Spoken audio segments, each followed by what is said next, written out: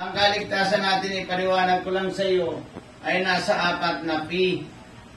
Kasi kailangan mong pagsisihan ang iyong kasalanan kasi ikaw ay pinagmana ng kasalanan ng ni Eva at ni Adan. Ang lahat ng tao kasi ay nagkasala, pinagmana tayo ng kasalanan. Ngayon kailangan nating magsisi sa kasalanan.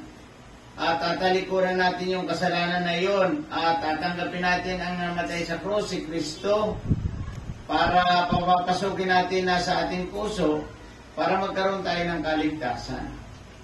O ngayong gabing ito ay dalangin natin na maging sincero tayo ngayon, ibig sabihin seryoso, para tatanggapin natin, magkikiusap tayo sa Diyos na patawarin niya tayo sa ating mga kasalanan at tatanggapin natin ang Panginoon natin para tayo may tagapagligtas. Sige na, sumunod ka sa akin, dyan sa kinaupuan mo, sumunod ka sa akin at tatanggapin natin ang Panginoon at hihingi tayo ng patawad sa Kanya.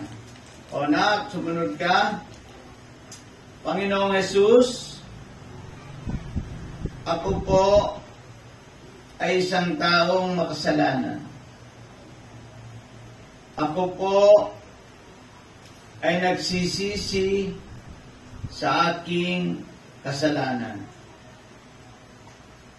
Ako po ay handang tumalikod sa aking kasalanan.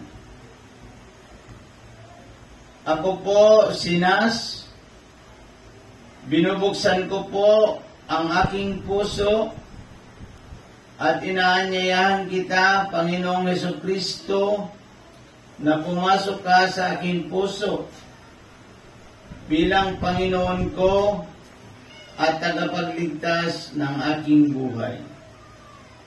Ikaw na po ang maghari sa aking buhay mula ngayon at magpakailanman, sa pangalan ni Jesus. Amen. Nas, kung tinanggap mo ang Panginoong Jesucristo, sumunod ka sa aking panalangin ngayong gabi ito, ikaw ay anak na ng Diyos.